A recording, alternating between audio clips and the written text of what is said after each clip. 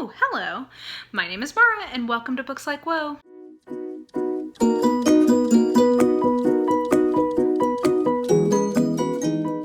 So, March is over! Yay! It was a good month for me. I started a new job, I got settled, or I'm getting settled into a new city, and yeah, it was a very productive reading month, especially compared to February, where I kind of had like reading constipation a little bit and just couldn't focus enough to read. This month, I really committed to like, if you have time, even if you don't think you feel like it, just read and you will get in the mood, you will get through some stuff. And guys, I had a fantastic reading month. Ratings-wise, it was really good, and volume-wise, it was really good. So I don't know if I can keep this momentum going in the same way, but I'm really happy with how the month went. So yeah, let's just get into some stats before we talk about my hits, surprises, and disappointments. So let's start with some stats. Okay, so here is my stats roundup for the month of March. As you can see, I read a total of 26 books. Now, the way I get to that is I do all the books that I read for the first time, obviously, and then I also include any Poirot rereads that I do, just because I do have to kind of like really pay attention to those and take notes and stuff. So I don't usually count rereads, but in that case I do, just because of how much I need to focus to do that. So 26 books in total, 16 of which came off my TBR, yay. 8 of which came from the library, and 2 that I got through a subscription service. So right now I have my free month of Kindle Unlimited. I was eligible to get that for free again for a month, so I did that. So yeah, a total of 26 books. I'm very happy with that. Of those books, 5 of them were audio, 8 were physical, and 13 were ebooks. So that's, you know, a pretty typical mix for me. And then I had a huge variety in terms of genre. So because it was March Mystery Madness, I did read a lot of mysteries. So that was definitely my biggest category. I read quite a bit of nonfiction, a couple of memoirs, one of which is sort of like a memoir / nonfiction, we'll get to that, a short story collection, a couple fantasy books, some YA, some just general like literary fiction or classic fiction or whatever, a couple of genre blends, and then 1 historical romance. So yeah. It was a lot of variety for me, and I'm happy with that. I'm doing a better job of kind of pushing myself a little bit. I did read a total of like almost 7,400 pages, which is a lot, and an average book was, yeah, 283, so just under 300. Pretty typical for me, especially when you throw some of these like mystery type things in. Some of them are a little bit shorter. So we've got that, and then in terms of my rating spread, a very eclectic mix, as you can see. So I had a lot, like maybe the most 6 unicorn / 5-star books that I've ever had in a month, like a lot. I've read some really excellent things. 1 7 unicorn, which is like an all-time favorite. I did 1 reread, that was that. And then again, like 5 unicorn / 4 stars, to me that means it's an above average book. So like I would put that as like a B+ type book. So a couple of those, a 4 unicorn / 3 stars, that's like a B to me. I had 7 of those, so like 7 just sort of like, yeah, that was good, kind of middle of the road things. 3 unicorns / 2 stars, to me what that usually means is like, this is not really my thing. I don't think this is like particularly egregious, it just didn't quite connect with me, is what that usually means. 2 unicorn / 2 stars, that means I do think it was actually bad, but had some kind of redeeming quality to it. Like it wasn't, basically that means like, it wasn't an utter disaster, it just, I think, was overall bad. And then 0 unicorn / 1 star, that is a DNF, and for me, a DNF is anything that I get at least, I think, like, it depends on if it's an e-reader or physical book, but I say that I like to try to get at least 20% or like 100-ish pages into it, and if I'm not liking it by then, I consider it a DNF. So I had 3 of those. So that means that my average rating was right around 4 unicorns, or about 3 stars. And I think that's actually kind of skewed by how many DNFs I had this month, because when I look back at this month, I think of it as like just a really solid month. So yay! This was a better month in my opinion than February was, and I really was mostly enjoying what I was reading. So that is good news. Okay, so let's start, let's see here. there's a lot of books I actually want to call out and talk about. So just so you know, for the most part, the mysteries I read, I'm not talking about in today's video. I'm going to talk about those in tomorrow's video. So I had a couple of mysteries that I really, really enjoyed, and I'm mostly just going to mention them, but not get into them because they will be talked about in more detail in tomorrow's video. So there's essentially 2 wrap-ups this month, just because that's how things worked out. So let's start with my disappointments, because there's only a couple of those and I don't have a ton to say about them. So disappointment number 1 was Getting Things Done by David Allen. And the reason I call this a disappointment is because I had been wanting to read this for like years. Like this has been on my TBR either from the library or then once I actually got a copy of it, I think for like 5 years I've been meaning to read this. And I just think it's fine, but not great. Honestly, if you've heard if it's a task that takes 2 minutes or less, just do it right then. That to me is the most useful tidbit from this entire thing. I know some people are sort of like cultishly devoted to this, and that's fine. Like if this is something that really clicks with you and makes sense, like I think that's great. For me, this was a disappointment. I gave this 3 stars. That's like 4 unicorns. So perfectly fine. It just wasn't as good as I wanted it to be. So yeah, found a bookmark. I'm gonna say that this was a disappointment. My other disappointment was one of my DNFs. Now, most of my DNFs, I like, just because I DNF something doesn't automatically make it a disappointment in terms of something I want to talk to you guys about. I mean, I guess by definition it is disappointing, but like, sometimes it's just not notable. This is a notable DNF and a notable disappointment, and that is Nevernight. Now, I had this in physical form, I got rid of it because I did not like it. Like I said, I got through about, for DNF, I got through about 100 pages of it, and it was just a writing style mismatch, and like tonally, and I just wasn't connecting with it. And my belief is life is too short to be reading something you're not enjoying. So I DNF'd it, and I'm really sad because I thought this was going to be the beginning of a little trilogy that I was going to really enjoy and really get into, which is the case for a different hit that I will talk about later. But it just wasn't. And I know a lot of people really like this book. I can see why people like this book. For me, I think there's just something about the tone that felt a little detached, and I just didn't like. I've noticed that a lot actually in YA, more so than in adult fiction, and I don't know if it's just that it's like a popular writing style or quirk in that particular area or subgenre or however you want to talk about it. It doesn't work for me, and yeah, it's just not my thing. And I was this was the most disappointing thing because I really wanted, like, of course you want to like every book you pick up, but like I was expecting that I was gonna love this, and I didn't. And I'm glad if you do like it. It just didn't work for me. Okay, next category is surprises. And actually these are all 3 pretty positive surprises, and I just realized that all 3 of these are also arcs that I had, so maybe I just am good at picking surprising arcs, or I'm not good at knowing what to expect from arcs. I don't know, but anyway, 2 of these are already out, and one of them is coming out in the beginning of April. So the 2 that are already out, one was Highland Dragon Master, I believe was the name of this, by Isabel Cooper. You've heard me talk about this series a little bit before, but this was the 3rd one in the series. I still actually haven't finished the 1st one because I got distracted, but I was curious. I just wanted to see where the series ends up going. And the reason I put this as a surprise, I did enjoy it. It was good. I think I gave it either a 4 unicorn or 5, so like a 3 or 4 star on Goodreads, I can't remember.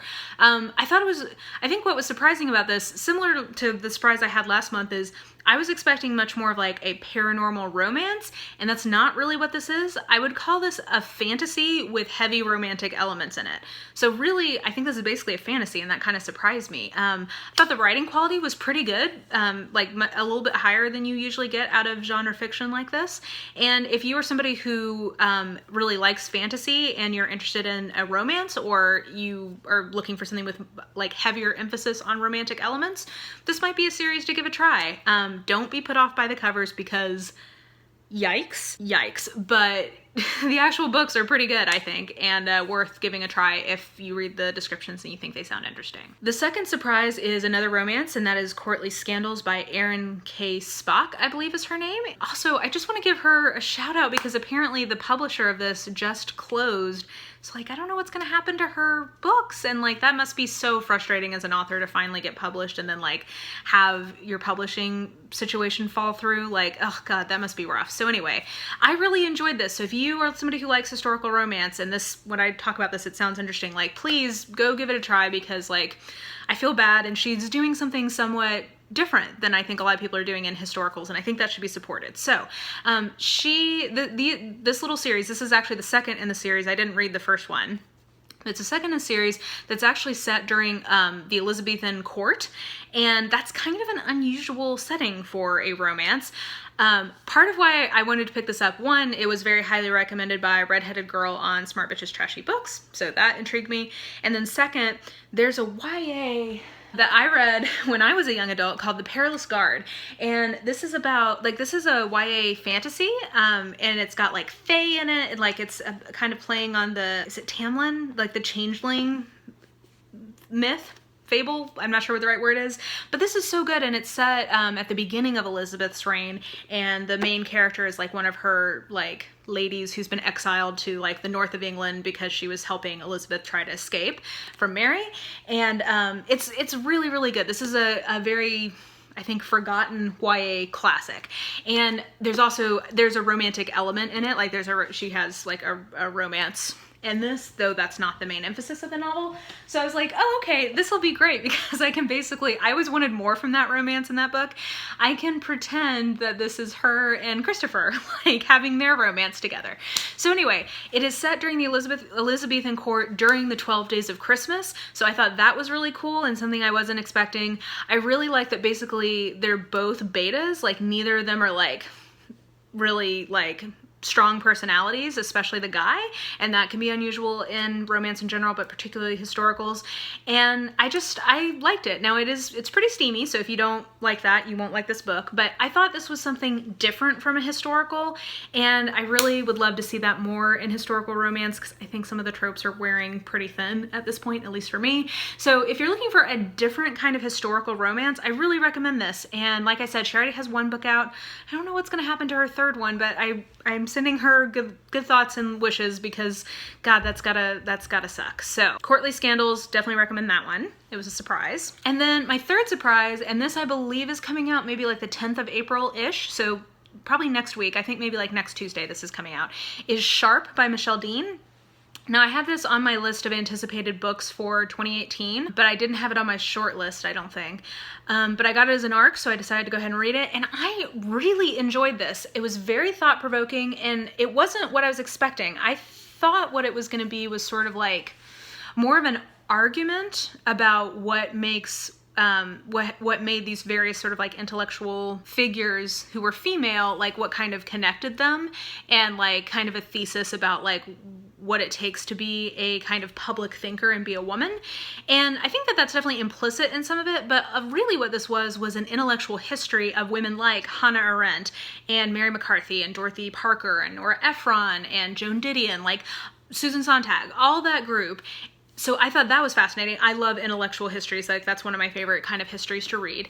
And then I also really thought it was fascinating for her to like kind of highlight how these various women either knew each other or were interacting with each other's work. I thought that was really, really interesting. So I learned a lot from it, and I walked away deciding that I'm going to read, I'll talk about this at a different, maybe next month, because I won't be able to do it this month, but I want to read a lot more from these women, and I think that's like a complete, like that's the best outcome somebody could have from a book like this, is me saying like, oh, I want to read a lot more. So I thought this was really well done. If feminist history, intellectual history, history of women who were not just like soft and sweet and everybody loved them, if any of those things are appealing, I definitely recommend this. I thought it was really, really interesting. And now, finally, for my hits. I feel like this video is going to be so long because I read so much. So I had 5 things I wanted to highlight as my hit, because I had 5 6-star books, or 6 unicorn 5-star books. I'm gonna try to get through these relatively quickly, but we'll see how that goes. So first, I'll just do this one as an addendum onto last month's surprises. I was talking about how much I was enjoying Gretchen Rubin's work, and this month I read Better Than Before by Gretchen Rubin, and it is far and away my favorite one that I've read from her so far. So if anything I said last month intrigued you about her, just know that I like this one even better.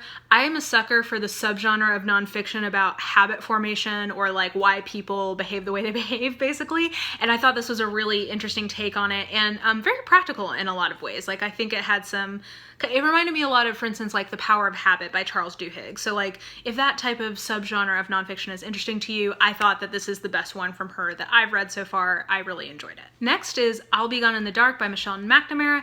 Now, I filmed a yay or nay review, which I think is going to go up next week, so I'll talk more fully about that in that video. I also talked about this book in my Ethics of Being a Mystery Reader, and I will be talking about it again tomorrow in my March Mystery Madness wrap-up, so I actually won't go into this too much. I'll just tell you that I loved it, I highly recommend it, and I recommend it as audio in particular. So I'll leave it at that, and I have more thoughts to come / that have come. Oh, and actually, I didn't put this on the list for some reason. Imitation and Death is the other one that I talked about in that Ethics of Mystery Reading. It's another one I gave 5 stars to, 6 unicorns to, another favorite of this month. I think I've only given 3 books in that series 5 stars, and it's one of them. Really enjoyed it, continue just to really love the In-Death series, and just love like slowly making my way through, and I just think it's a A+ series that JD Robb / Nora Roberts should be very proud of. So, side note on that. Another one that I have talked about a little bit in my What I'm Reading Right Now and a couple of other things is dun, dun, dun, dun, dun, Every Heart a Doorway by Seanan McGuire. Now, whereas Nevernight did not live up to the hype for me, this exceeded the hype for me. I just thought that this was fantastic. I read it for March Mystery Madness because there is a murder mystery at the heart of this. It is a YA. I don't know that I totally think of this as YA, just thematically, and I don't know. I don't think that this is actually following a lot of YA conventions. That being said, I know that YA books are easier to sell sometimes, so maybe that's why they kind of went that way. It does feature children / young adults. I would think of this honestly, though, more as a Bildun's Roman, kind of like what I said about the Hazelwood a couple months ago. Anyway, I just think that this is fantastic. It's a play on Portal fantasies, and I think that Seanan McGuire is doing some really interesting things with the genre in this book, and really interesting kind of like meta elements with that particular subgenre. I just thought this is so well done. It's really well written. I love Jack. I'm so excited that the next book is about Jack and Jill, because Jack, she is like basically Jack for president. I love her. She was my favorite part of this book by far. I mean, like, yeah, Nancy's fine. Like, she's okay. Like, yeah, Nancy's okay, but she's not my favorite part of this. I did really like the ending. I thought that this was a well-done ending. I also really like the representation in this book, and I have thoughts about when we talk about representation, how to do that well, which I'll do in a book discussion video at some point. But anyway, I will just say that I think that this is a really good representation for asexual and for trans characters. I think that she manages to do it in a way that feels organic to the story and interesting, and not just sort of like window dressing. So A+ to her for that. Not that I'm transgendered or asexual, but it seemed to me like it was very well done. Anyway, I just think that this is so good. I can't wait to finish this series. I think I'm going to try to do that this month, and this totally lived up to the hype. So that was really exciting for me to get something that was better than I was expecting it to be. And then on the note of fantasy that lived up to the hype, at least for me, I finished A Darker Shade of Magic this month. So I would say that this is a book, I think I talked about this in my What I'm Reading Right Now. I think this is a book that starts a little slow and takes a while to get going. So I think that's why I lost steam on it. I started reading it in August and put it down for what, like 6 months? I think that it takes a little while to get going. If you can keep reading it and get past about the halfway mark, I think it picks up a lot in terms of there's a lot more going on. I think it gets a lot more interesting. You start finding out more about the world that I think is more interesting than what she chooses to dwell on in the beginning. But that being said, I thought it was really good, and I've heard that if you like the series, it keeps getting better. If you don't like the series, it doesn't matter because you're not going to continue, but I'm really excited because I think she set up a lot of interesting potential conflicts for, like, I think there's a lot of interesting places where this little trilogy could go, and I've not been spoiled, so I don't know exactly what happens. I'm excited about that, and I really liked the magic in this book. I thought that that was really good. I really like Kel and Lila. I know some people don't like Lila apparently, and I've heard that you like her. If you don't like her, you like her less as the books go on. I loved her. I thought that they played really well together, and I am shipping them so hard. I hope that they go the distance. I don't know. Again, I've heard some people say they don't see how they would like each other, but I have only read one book and I completely see how that's a thing. Just based on this one scene where he does something for her. I can completely see how that would develop. So anyway, all that to say, I'm really interested to see where this goes. I don't think this is, from the first book and from what I've heard, I don't know this is going to be like an all-time favorite series, but I thought it was really, really good. I enjoyed it. I think I only actually gave it 4 stars. I don't think I gave it 5 stars, but I wanted to mention it as a hit because I think that the series, or the trilogy in general, is something that I'm going to end up enjoying. So it worked for me. I don't think it works for everyone, but I think it's worth at least giving the first book a try to see if you're interested. And then finally, took us a while to get here, but the last hit that I had this month was so good, and I knew it was going to be really good, and I don't know why I put off reading it for so long, but I did, and I'm so glad that I finally did read it because it's got me more excited for another release that is coming out next month. And that is Bad Feminist by Roxane Gay. Now, if you've been watching my channel for a while, you know that Hunger by Roxane Gay was far and away my favorite book of last year. It's an all-time favorite of mine, one of my favorite books ever, one of my favorite, like, probably my favorite memoir ever. I absolutely adored this book. I don't love Bad Feminist as much as I love Hunger, but I still loved it. I gave it a 5 out of 5 on Goodreads. I gave it a 6 out of 7 on my scale. I just love her attitude in this. I thought that she had some really interesting and thoughtful discussions. I personally love kind of like intellectual or like highbrow or whatever criticism of very lowbrow things. That's like one of my favorite kind of forms of essays, is when people really like engage meaningfully on like the Kardashians or something like that. Do you know what I mean? Like that is catnip for me. So she does a lot of that in this book, and I really love that. And her opening essay about why she calls herself a bad feminist, I was just like, yes. Like, I just resonated so much. This idea of and I've had a lot of discussions with people recently about this idea that we put a lot of pressure on ourselves, I think, to be like ideologically pure. And I think it's because we don't want to be hypocrites. And I think that's great. That's something to aspire to. But I think what she's also saying is like, it's okay for me to still call myself a feminist and listen to rap music that I know is going against everything that I believe about women.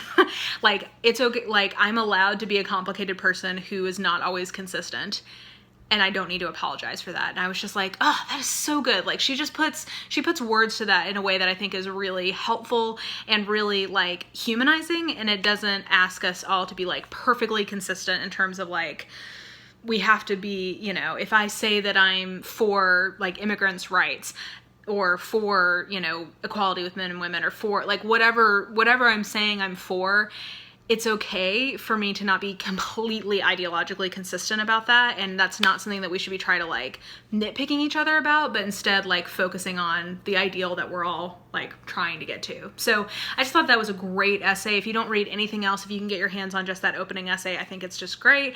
And the whole collection for me was really successful. I really enjoyed it. And yeah, like I said, I don't know why I waited so long to get this, but it makes me even more excited because she is editing a collection about rape culture that is coming out at the beginning of May called Not That Bad. And I am just so excited to get to that. I think it's going to be really interesting, really challenging, and just the kind of essay stuff that I personally enjoy reading. So, really enjoyed that book. I'm exhausted. That was a lot. If you're still watching this, congratulations for making it to the end. Let me know that you got there in the comments. I think that's all I need to do today because I'm exhausted. Today is Easter. Happy Easter. And every Easter, always watch. I love old Hollywood musicals, and my very favorite Hollywood musical is Easter Parade. I just got Judy Garland and Fred Astaire. So every Easter, I always put that on and bake. So I'm gonna go bake some keto muffins and sing along with Judy Garland. So I'm looking forward to that. But anyway, I hope you guys are having a great day. I hope that whenever you're watching this tomorrow. I hope you had a really nice weekend. And I will be talking to you guys tomorrow for my March Mystery Madness wrap up. So you're getting a lot of videos from me this week. Anyway, if you enjoyed this video, please like, subscribe, follow me on the social medias if you are so inclined. I have all that information listed in the description box below. And that will do it. Have a great day, and I will talk to you tomorrow. Bye!